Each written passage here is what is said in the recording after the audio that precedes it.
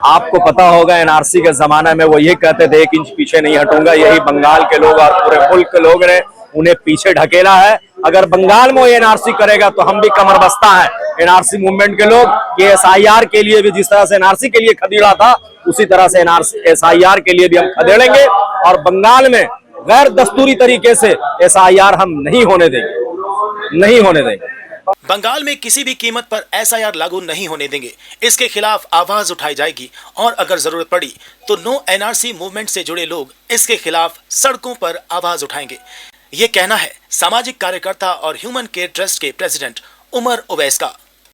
आपको बता दें कि स्वतंत्रता दिवस के अवसर पर राजा बाजार मोड़ के पास ह्यूमन केयर ट्रस्ट की ओर से एक ब्लड डोनेशन कैंप और आई एंड हेल्थ चेकअप कैंप का आयोजन किया गया। इस कार्यक्रम में देश की मौजूदा हालत पर भी चर्चा हुई और आजादी की लड़ाई में जान देने वालों को याद किया गया। इस अवसर पर ह्यूमन केयर ट्रस्ट के प्रेसिडेंट उमर ओवैस ने कहा कि आज एसआईआर के नाम पर बिहार के लाखों लोगों के नाम वोटर लिस्ट से काट डाला गया। इसका साफ मतलब है कि इलेक्शन कमीशन एक राजनीतिक दल को फायदा पहुंचाना चाह रहा है और अब इसे बंगाल में भी लागू करने की बात हो रही है। लेकिन अगर ऐसा हुआ तो हम इसके विरोध में सड़कों पर उतरेंगे और जिस तरह से हम लोगों ने एनआरसी और सीएए कानून के खिलाफ आंदोलन किया था उससे भी तेज प्रतिवाद इसके खिलाफ किया जाएगा। इस कार्यक्रम में मोहम्मद जावेद, मोहम्मद शकील समेत ह्यूमन केयर ट्रस्ट के दर्जनों सदस्यों ने भी बढ़ चढ़कर हिस्सा लिया। आज यौम आजादी के मौका पर, इंडिपेंडेंस डे के मौका पर हम अपने उन शोहदा को जिन्होंने हमारी बका के लिए, जो आज इस देश में खुले फिजा में, आजाद फिजा में हम सांस ले रहे हैं, इसके लिए जिन्होंने कुर्बानियां पेश की हैं, हमने तो उनको देखा नहीं है, उनका नाम सुना है। इसलिए हमारी टीम, हमारे लोग और यहाँ बिल्कुल बगैर किसी लालच के सिर्फ एक सर्टिफिकेट के लिए लोग आकर के ब्लड दे रहे हैं, उनको खराज अकीदत पेश करने के लिए कि हम अपने शोहदा को याद करने के लिए कि जिन्होंने अपना खून देकर, अपनी जिंदगी गंवाकर इस देश को आजाद कराया था और हम सबको खुली फिजा में, आजाद फिजा में इस मुल्क में फख्र साथ रहने के लिए खड़ा किया था। आज हम उनको याद कर रहे हैं। हम उन लोगों की जिंदगी बचाने के लिए जो लोग अस्पताल में से इलाज है, जिंदगी और मौत के लिए लड़ रहे हैं। ये इनिशिएटिव ह्यूमन केयर ट्रस्ट की तरफ से। यहाँ से जितने लोग आप सब में मैं देख रहा हूँ काफी जोशो खरोश है जौन आजादी को लेकर, लेकिन इसके बावजूद कुछ लोग जो है दूसरों से हुक्म वतनी का सर्टिफिकेट मांगते हैं। देखिए, जो लोग मांगते हैं किसी से सर्टिफिकेट, जाहिर सी बात है इस बात का वो सबूत दे रहे हैं कि वो खुद देशभक्त नहीं है, वो किसी और चीज का भक्त है। इसीलिए खुद पर शक होने की बुनियाद पर दूसरों के ऊपर शक करे। वो कहावत है ना, चोर के दाढ़ी में टिंका, तो उनको हर लोग चोरी नजर आते हैं। आज जो है पूरा हिंदुस्तान जो है हिंदुस्तान की आजादी मना रहा है, लेकिन बहुत अफसोस की बात है कि हिंदुस्तान के लाखों ऐसे लोग हैं जिनको हिंदुस्तानी होने का सबूत देने पड़ रहा है, खासतौर पर जो बंगाल के लोग हैं दूसरे स्टेट में जाकर रहते हैं। देखिए, ऐसा है कि ये जो सबूत भारतीय होने का जो मांगा जा रहा है, हम तो कहते हैं कि पहले वो लोग सबूत पेश करें जो इन देशवासियों के वोटर से गद्दी पे बैठे हैं, वो भारतीय है कि नहीं है। वो अपना बर्थ सर्टिफिकेट दिखाएं, वो अपना यहाँ जमीन की दलील दिखाएं कि वो भारतवासी है कि नहीं है। आपको मालूम होना चाहिए कि बंगाल का ही एक मिनिस्टर, अभी उनका पर्दाफाश हुआ है कि वो बांग्लादेशी है। तो आप अंदाजा करें कि बांग्लादेशी किसके सफ में खड़े हुए हैं। ये देश के जो गद्दार हैं वो किनके सफ में खड़े हुए हैं। ये कौन लोग हैं? ये लोग आजादी के खिलाफ थे, ये लोग मुखबिर थे, ये लोग अंग्रेजों के दलाल थे। आज वो लोग गद्दी पे विराजमान है, इसीलिए वो सब देशवासियों को शकी निगाह से देख रहे हैं। लेकिन अब उनका पर्दाफाश हो रहा है, पर्दा चाक हो रहा है और असलियत सामने आ रही है, सच्चाई सामने आ रही है। 65 लाख लोगों का बिहार में नाम बढ़ गया है एसआईआर के नाम से, क्या कहेंगे इस पर? ये धांधली है, ये इलेक्शन कमीशन की चोरी। जिस तरह से श्री राहुल गांधी जी ने उनको बेनकाब किया है, मैं तो सैल्यूट करता हूं। जो सच्चे देशभक्त होने का उन्होंने जो मैसेज दिया है, जो पैगाम दिया है और जो सबूत दिया है राहुल गांधी ने, इलेक्शन कमीशन के झूठ का पर्दाफाश किया है, उससे यह बात वाजे होता है कि बिहार के अंदर जो एसआईआर हुआ है उसमें बड़े पैमाने पर धांधली है। उसका एक मिसाल दे दूं, मैं एक गांव का खुद वोटर लिस्ट चेक कर रहा था, उसमें मेरे खानदान के ही लोग, मैं उनको जानता हूं, चूंकि नाम जानता हूं अच्छी तरह से, उनका नाम शामिल है उस एसआईआर लिस्ट में, जबकि वो यहाँ नहीं रहते। तो इससे अंदाजा लगाएं कितनी बड़ी धांधली हो रही है। और जो योगेंद्र यादव जी ने सुप्रीम कोर्ट में वो सबूत पेश किया एक महिला को जिनको डेड घोषित कर दिया गया है, इससे आप अंदाजा कर लें। तीसरी सबसे बड़ी पॉइंट ये है कि वो जाहिर नहीं कर रहे हैं कि किनका नाम कट रहा है। चौथी सबसे बड़ी पॉइंट बता दूं, 65 लाख में 70% हमारे हिंदू भाई हैं। तो ये किसके दुश्मन है, ये हमारे उन भाइयों को समझना पड़ेगा जो अंधभक्त हैं और जो ये बात कर रहे हैं कि मोदी जी हैं तो मुमकिन है, उनको ये बात अच्छी तरह समझनी पड़ेगी। ये बोला जा रहा है कि पश्चिम बंगाल में भी इस तरह का लागू होगा SIR। आपको पता होगा एनआरसी के जमाना में वो ये कहते थे 1 इंच पीछे नहीं हटूंगा, यही बंगाल के लोग और पूरे मुल्क के लोग ने उन्हें पीछे ढकेला है। अगर बंगाल में एनआरसी करेगा तो हम भी कमर बस्ता है एनआरसी मूवमेंट के लोग। ये SIR के लिए भी जिस तरह से एनआरसी के लिए खदेड़ा था, उसी तरह से SIR के लिए भी हम खदेड़ेंगे और बंगाल में गैर दस्तूरी तरीके से SIR हम नहीं होने देंगे, नहीं होने देंगे। बंगाल की जो मुख्य ऑपोजिशन पार्टी है उसके जो बड़े नेता है ऑपोजिशन, वो बार बार बोलते हैं कि बंगाल में 1.5 करोड़ रोहिंग्या और बांग्लादेशी मुसलमान। देखिए उनकी बात मत कीजिए, वो तो मेंटल लोग हैं, वो मेंटल पेशेंट है, उनका जहनी तवाजन बिगड़ गया है। वो अच्छे खानदान के लोग हैं, अच्छे घर के लोग हैं। उनके पिता शिशिर अधिकारी जी है, वो तो ये बोलते हैं कि मेरे 2 बाप हैं, एक शिशिर अधिकारी और दूसरे का नाम भी मैं लेना नहीं चाहता, आप समझ ले। तो ऐसे लोगों से आप क्या बात करेंगे? 1 करोड़ रोहिंग्या, तो रोहिंग्या के अंदर भी नहीं है 1 करोड़ लोग, तो हिंदुस्तान में कहां से रहेंगे?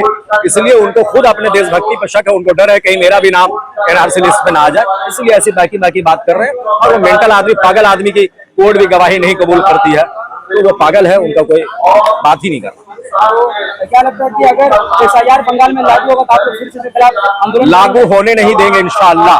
हमारी पूरी टीम एनआरसी मूवमेंट के तमाम लोग इस बात के लिए बिल्कुल तैयार है कि अगर यहाँ SIR गलत तरीके से रिवीजन करो, आप स्कूटनी करो, डोर टू डोर जाकर के BLO कैंपेन करें और वहां देखे कौन यहाँ नहीं रह रहे और सही दस्तावेजात। अब बिहार के अंदर एक मजाक का खेज बात आप समझ लें, वो कह रहे हैं आवासीय प्रमाण पत्र दिखाइए। अब आवासीय प्रमाण पत्र बनाने के लिए जो डॉक्यूमेंट्स लेते हैं उसमें आधार कार्ड लेते हैं और SIR में आप कह रहे हैं आधार कार्ड वैलिड नहीं है, पासपोर्ट वैलिड है लेकिन आधार कार्ड वैलिड नहीं है। पासपोर्ट बनाने के लिए आधार कार्ड और पैन कार्ड लगता है और वो दोनों वैलिड नहीं है, तो ये मजाक है ना।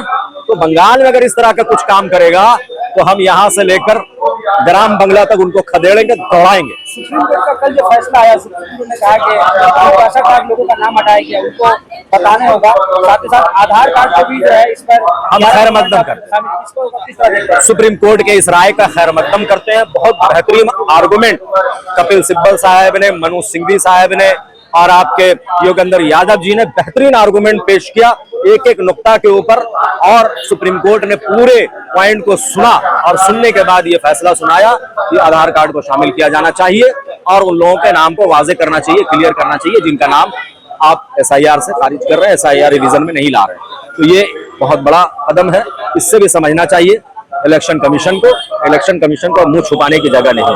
अरे बंगाल के BJP नेता दिलीप घोष होता है कि हालिया बयान आया था जिसमें उन्होंने कहा कि बंगाल में लोग मरते हैं तो मुसलमान, जो लोग उनका मर्डर करता है, इस बात का तायद करता हूं कि ये मेरे भाइयों, मेरे दोस्तों, इन पॉलिटिकल गुलाम मत बनो। आज हम जो आजादी मिली है हमें देश में, ये आजादी तो हमें जंजीरों से मिली है, आजादी हमें फिजिकल गुलामी से मिली है, लेकिन आज भी हमारे बहुत सारे लोग जहनी तौर पर गुलाम हैं और उसकी चेन, उसकी जंजीर, उनका डोर किसी और के हाथ में रहता है और वो आपस में लड़ते हैं। किनके लिए?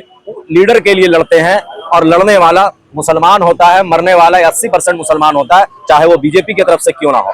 अभी आपको रज़ाक खान जो भांगुर में जिनका मर्डर हुआ, मारने वाला कौन था? मुसलमान था, मरने वाला मुसलमान था। घर दोनों को बर्बाद हो गए, एक जेल जा करके, एक चक्का जान जा करके। तमन्ना को मारने वाला कौन था? एक 10 साल की बच्ची को मारने वाला भी मुसलमान था, मरने वाले भी मुसलमान थे। अभी हमारे मोहल्ले में एक झमेला का शक्ल बना हुआ था, 2 लीडर आपस में लड़ रहे हैं और 2 लीडरों के हिमायत में 2 ग्रोह लड़ रहा है और दोनों ग्रोह मुसलमान का है और दोनों आपस में भाई भाई। आप बताइए, हैरत हो गई। तो ये उनका ये बात सही है, दुरुस्त है। इस चीज से हमें निकलना पड़ेगा। हमें जहां भी मुसाहलत की जरूरत पड़े कि थोड़ा नरमियत कर करके, आपस में अंडरस्टैंडिंग कर करके हम चलेंगे, लेकिन आपस में हम नहीं लड़ेंगे, चाहे वो हिंदू हो या मुसलमान हो, किसी के साथ हम नहीं लड़ेंगे। हम मुसाहलत करके, अंडरस्टैंडिंग करके चलेंगे। अगले साल आपको बंगाल में इलेक्शन होने वाला है विधानसभा का। इस वक्त जो देखा जा रहा है कि जुबान के नाम पर लोगों को बांटा जा रहा है, बंगला जुबान, बंगाली और गैर बंगाली। बंगाल में भी जो है तकरीबन 30% ऐसे लोग हैं जो बंगला नहीं बोलते, नॉन बंगाली। क्या लगता है इसका बहुत बड़ा असर मिलेगा? देखिए, ये दस्तूर हिंद के खिलाफ है। दस्तूर हिंद, हमारा जो कॉन्स्टिट्यूशन है, वो इस बात का अधिकार देता है, आर्टिकल 90, कि हम इस देश में भारतवासी के, कोई भी भारतवासी रहने वाला किसी भी देश के किसी भी कोने में जाकर रह सकता है, वहां कारोबार कर सकता है, वहां अपने तरीके से हर काम कर सकता है। ये आजादी है जबान के बुनियाद पर। जहां जिस देश में हर 30 किलोमीटर 40 किलोमीटर पर प्रोनाउंसिएशन बदल जाता है, आप कलकत्ता के बंगाली को देख ले, जितना क्लियर है, उतना आप ग्राम बंगला के लोगों को देखें कि आपको उसी वर्ड में फर्क नजर आ जाएगा। आपको मैं बिहार की बात बता दूं, बिहार में पूर्वांचल का अलग भाषा है, मिथिलांचल का अलग जबान है, दूसरे इलाकों का अलग जबान है। बिहार की बात कर रहा हूं। पूरे देश में 1600 जबानें बोली जाती हैं, उसके बावजूद इस तरह का जो जबान के बुनियाद पर, धर्म के बुनियाद पर जो राजनीति चल रही है, ये गंदी राजनीति ये भारतीय जनता पार्टी, जो भारत जलाओ पार्टी है, इसने शुरू किया है। ये इस देश से खत्म हो जाएगा। जिस तरह से हमने अंग्रेजों को खदेड़ा था, अगर इसको हम खदेड़ने में कामयाब हो जाएंगे तो हमारा देश फिर से सोने की चिड़िया बन जाएगी। तो ह्यूमन केयर ट्रस्ट के 9वां ये जो है ब्लड डोनेशन कैंप और हेल्थ चेकअप कैंप हो रहा है, आई चेकअप कैंप है। इसमें हम लोग जो है ब्लड शुगर जो है वो फ्री में कर रहे हैं यहाँ पर जांच। आपका जो रिपोर्ट आपके मोबाइल में व्हाट्सएप के जरिए में पहुंचा देंगे आपको। ये तमाम फैसिलिटीज जो है यहाँ के लोगों के लिए इसलिए है कि ताकि लोगों को खून की अहमियत समझ में आए। ये वही खून है जो हम लोगों ने इसको ऑर्गेनाइज 15 अगस्त को इसलिए किया, हमारा एनुअल डे हम लोगों ने इसलिए उसको बनाया, क्योंकि ये वही खून है जिस खून को देने के बाद में हमारे सैकड़ों शहीदों ने इस मुल्क को आज के डेट में आजाद कराया था। उन तमाम लोगों को श्रद्धांजलि देने के लिए हम लोगों ने इस प्रोग्राम को शुरू किया। आज 9वां प्रोग्राम है और इस 9वां प्रोग्राम में आज के डेट में आपकी दुआओं से, क्योंकि फ्राइडे का मामला था, थोड़ा सा डोनर हमारा कम हो गया, लेकिन अल्हम्दुलिल्लाह हम लोगों ने जो प्रोग्राम किया है, लोगों को भी पहुंचने का, लोगों के बीच में जो है तमाम चीजें करने का, वो पहुंच पाए हैं। हम लोग तो देख रहे हैं कि लगभग 60 लोगों ने अब तक नाम अपना लिखाया है ब्लड डोनेशन के लिए और 50-60 लोगों ने आंख भी दिखाया है। तो तमाम चीजों में लोगों के बीच में पहुंच रहे हैं।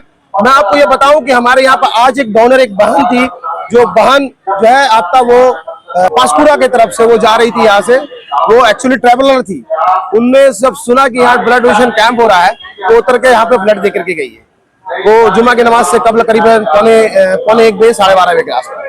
तो ऐसे भी लोग हैं इस धरती में जो दूसरों की जिंदगी बचाने के लिए जो है वो अपना खून अतिया जो है करते हैं। क्या पैगाम देंगे इस आज के खास दिन पर? देखिए, आज का ये हमारा जो मौजू है, ये हमारा मकसद जो है आज का प्रोग्राम का, ये सिर्फ ब्लड डोनेशन कैंप करके लोगों को जिंदगी बचाने का मामला नहीं है। लोगों को आजादी का महत्व समझाना है। और हमारी और आपकी आजादी जो है वो तभी मायने में रहेगी जब हम और आप आजाद रहेंगे इस देश के अंदर, सुरक्षित रहेंगे इस देश के अंदर। इस देश के अंदर किसी भी भेदभाव से हम लोग आजाद रहेंगे, किसी भी तरीके से नफरत से आजाद रहेंगे। जो आज मुल्क के अंदर में मॉब लिंचिंग हो रहा है के नाम पे, आपने फतेहपुर का मामला देखा, एक जो है मजार में लोग चले गए, मकबरा में चले गए, लोग वहां जाके तोड़ रहे हैं। ऐसे नफरती लोगों से भी हमें आजादी चाहिए, इस मुल्क के नागरिक चाह रहे हैं। इसलिए आज का वक्त आप देख लें कि आज जो भारत के अंदर में है वो दो विचारधारा में बटा हुआ है। ये आज से नहीं, ये देश आजादी से कबल भी बटा हुआ था, आज भी बटा हुआ है। आजादी से कबल वो लोग जो इस देश को डबल दो नेशन में बांटना चाहते थे, जिन्ना सावरकर जैसे लोग जिन्होंने कहा कि 2 नेशन होना चाहिए धर्म के ऊपर में, गांधी जी ने विरोध किया, मौलाना अबुल कलाम आजाद ने विरोध किया, डॉक्टर जाकिर हुसैन ने विरोध किया। इन लोगों ने विरोध किया कि 2 नेशन जो है मजहब के नाम पे नहीं होना चाहिए, एक ही नेशन रहना चाहिए। लेकिन फिर भी अंग्रेजों ने इसको 2 नेशन कराया और हम लोग बाय चॉइस इसी मुल्क में रहे, हमारे बाप दादा इसी मुल्क में रहे, क्योंकि हमें पता है कि जिस मिट्टी से अल्लाह तबारक व तआला मुझे बनाएगा उसी मिट्टी में हमें मर के जाना है। तो हमारी मिट्टी इसी शहर की है, इसी जमीन की है, इसलिए हम इस जमीन पे हैं और इस मिट्टी से इसलिए मोहब्बत करते हैं क्योंकि इसी मिट्टी से हमें बनाया गया है और इसी भारत की सरजमीन पे हमें दफनाया जाएगा मरने के बाद। राजा बिहार में सिर्फ ह्यूमन केयर जश्न आजादी नहीं मना रहा, बल्कि पूरे हिंदुस्तान के हर गली, हर गली, हर चौराहे पर, हर सड़क पर जश्न आजादी मनाया जा रहा है। ये हम लोगों के लिए बहुत ही माने खुशनसीबी समझे इसको, या कुछ और समझे कि हम लोग 79वां साल में हम लोग जश्न आजादी में कदम रखा है। आजादी आज हिंदुस्तान का, पूरे हिंदुस्तान में हम लोग जो जिस तरीके से मना रहे हैं, लेकिन अफसोस इस बात का हो रहा है कि आजादी मनाने के साथ साथ आज बहुत तकलीफ भी महसूस हो रहा है कि आज पूरे हिंदुस्तान के माहौल एक फिरका परस्ती में बांट के रख दिया गया है। हिंदू मुस्लिम को लेकर के हिंदुस्तान का पूरा माहौल को बिगाड़ करके रखा हुआ है। तो क्या मैसेज देंगे आपके? मैसेज यही देना चाहेंगे, हिंदुस्तान 1947 में जिस तरीके से आजाद हुआ, हर मजहब के लोग, हर तबके के लोग आपस में मिलजुल करके हिंदुस्तान को आजादी दिलाएं। आने वाले दिनों में भी पूरे हिंदुस्तान के 140 करोड़ जनता से मेरा यही अपील होगा कि सारे चीज को बुला करके एकजुट हो जाए, हर मजहब को भूलें, हिंदू मुस्लिम सिख ईसाई भाईचारा को लेकर के हिंदुस्तान को आगे बढ़ाने की कोशिश करें।